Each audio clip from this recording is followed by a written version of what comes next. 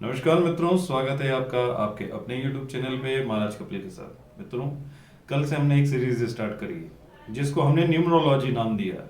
Numerology के अंदर हम लोग सीखेंगे अंक ज्योतिष के बारे में। तो उसी सीरीज के अगले क्रम को आगे बढ़ाते हुए आज हम लोग जानेंगे 1 से लेकर 9 तक अंक होते हैं। और तो और ज्योतिष शास्त्र भी 9 ग्रहों के ऊपर ही आधारित है और इनका जो फलित भी किया जाता है इन्हीं ग्रहों को देख कर किया जाता है। जिस तरह से हर ग्रह आपस में मित्र, शत्रु, सम तथा उच्च का और नीच का रहता है, स्वग्रही होता है, उसी प्रकार से अंकों की भी गणना करनी चाहिए। आइए तो हम लोग जानकारी लेते हैं कि हमारे अंक जो रहते हैं उन अंकों के स्वामी कौन कौन से कहे गए, जिसके आधार पर हम लोग उनको मित्र या शत्रु भाव से देख सकते हैं। तो पहला अंक जो रहता है उस अंक के जो स्वामी रहते हैं वो सूर्य रहते हैं। दूसरा अंक उसके जो स्वामी हैं वो है चंद्रमा। तीसरा अंक उसके जो स्वामी हैं वो है गुरु। चौथा अंक उसके स्वामी जो है वरुण या राहु। और पांचवा अंक जिसके जो स्वामी हैं वो है बुध। छठा अंक जिसके स्वामी हैं शुक्र। सातवां अंक जिसके स्वामी यक्ष या केतु कह सकते हो। और आठवां अंक जिसके स्वामी हैं शनि। नवां अंक जिसके स्वामी हैं मंगल। ये सारे हर अंक के हर एक देव कहे गए हैं। इनके आधार पर ही हम लोग इनकी गणना तथा इनके मित्र भाव तथा शत्रु भाव को भी देख सकते हैं। आइए तो अब हम लोग देखेंगे कि किस प्रकार से अंकों को निकाला जाता है। मान लेते हैं अगर कोई व्यक्ति 1, 10, 19 तथा 28 तारीखों में अगर जन्म लेता है तो इसका जो अंक निकलना चाहिए वे अंक निकलता है 1। और 1 अंक की जो श्रेणी रहती है उसके जो स्वामी कहे गए हैं वो है सूर्य। इस प्रकार से उन अंकों को निकाला जाता है। तो चलिए हम लोग आरंभ करते हैं आज से एक अंकों के रहस्यों को। और तो और सीखने का बहुत बढ़िया मौका आपको प्राप्त होने वाला है।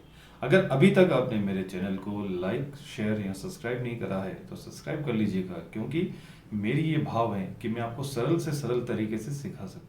तो आइए आज से हम लोग आरंभ करते हैं अंकों के उन रहस्यों को। सबसे पहला अंक जो कहा गया है, एक अंक के जो स्वामी कहे गए हैं वो है सूर्य। और जो व्यक्ति इस एक अंक के अंदर जन्म लेते हैं वे बड़े ही कल्पनाशील, आविष्कारक, दृढ़ विचार वाले तथा विशाल व्यक्तित्व वाले पुरुष होते हैं। ऐसे व्यक्ति जो रहते हैं किसी भी कार्य को जो करते हैं बड़ी ही दृढ़ता से करते हैं। यह बात उन लोगों के ऊपर लागू होती है जिनका जन्म इस एक अंक के हुआ है। मान लो किसी भी महीने की 1, 10, 19, 28वीं तारीख में जिसका जन्म हुआ है उसका अंक कहलाएगा 1। और तो यहाँ जिन लोगों का जन्म जो रहता है 1 जुलाई से लेकर 20 अगस्त के बीच में या 22 मार्च से लेकर 28 अप्रैल तक के बीच में हुआ है, ऐसे लोगों का स्वामी भी सूर्य ही कहलाएगा। क्योंकि इस समय में सूर्य जो रहता है सम रात्रियों में प्रवेश करने के कारण उच्च का हो जाता है। ऐसे लोग जो रहते हैं बड़े ही साहसी होते हैं। ये अपने ऊपर कभी किसी का अंकुश सहन नहीं करते हैं। व्यवसाय में सदा उच्च श्रेणी में रहते हैं। यदि किसी विभाग के ये अधिकारी होते हैं तो अपने अधिकारों का हमेशा सदुपयोग करते हैं। और तो और उनके साथ काम करने वाले लोगों को भी बड़ा ही सम्मान करते हैं और लोगों की नज़रों में सम्मान भी पाते हैं। ऐसे मनुष्य जो रहते हैं किसी न किसी रूप से हृदय रोग से पीड़ित होते हैं। वृद्धावस्था में नेत्रों का रोग हो जाता है, इसलिए एक अंक वाले व्यक्ति को समय समय पर अपनी आंखों की जांच जरूर करवा लेनी चाहिए। इन लोगों के लिए अक्टूबर का महीना, दिसंबर का महीना, जनवरी का महीना ये बड़ा ही कष्टकारक रहता है। इन महीनों में इनको स्वास्थ्य का अधिक से अधिक ध्यान रखना चाहिए, अनायास परिश्रम नहीं करना चाहिए। तो आइए अब हम इनके शुभ माह के बारे में तथा शुभ समय के बारे में जानते हैं। शुभ मास जो रहता है इन लोगों के लिए 21 जुलाई से 28 अगस्त तक के बीच का जो समय रहता है बड़ा ही शुभ रहता है, तथा 21 मार्च से लेकर 28 अप्रैल तक का जो समय कहा गया है इन लोगों के लिए बहुत ही उत्तम कहा गया है। इनके लिए तारीखें अगर देखें तो कौन कौन सी तारीख एक अंक वालों के लिए शुभ कही गई है, 1, 10, 19 तथा 28 ये तारीखें जो है इनके लिए बहुत शुभ रहती है। और तो और इनकी जो मध्यम तारीखें कही गई है 2, 4, 7, 11, 13, 16, 20, 22, 25, 29 और 31 ये तारीखें इनके लिए बड़ी ही मध्यम रहती है। शुभ दिन अगर देखें इन लोगों का रविवार का दिन तथा सोमवार का दिन इनके लिए बहुत ही शुभ कहा गया है। और तो और शुभ रंग अगर देखें तो शुभ रंग में सुनेला, पीला तथा ताम्र रंग जो रहता है इन लोगों के लिए बहुत अच्छा कहा गया है। इन लोगों के लिए अगर शुभ रत्न देखा जाए तो पद्मराग, अंबर तथा पीत रत्न यानी पीला रत्न जो रहता है इनके लिए बहुत ही शुभ कहा गया है। पद्मराग या अंबर ये जो स्टोन कहा गया है इनको सदैव अपने शरीर के साथ धारण करना चाहिए। प्रथम अंक में जो लोग जन्म लेकर आए हैं उन लोगों के लिए जो प्राणी कहे गए, जो लोग उनकी सहायता करेंगे, उन लोगों का जन्म 2, 4, 7, 11, 13, 16 तथा 20, 22, 25, 29 या 31 तारीख में जिनका जन्म हुआ है ऐसे लोग इनकी बहुत सहायता करते हैं।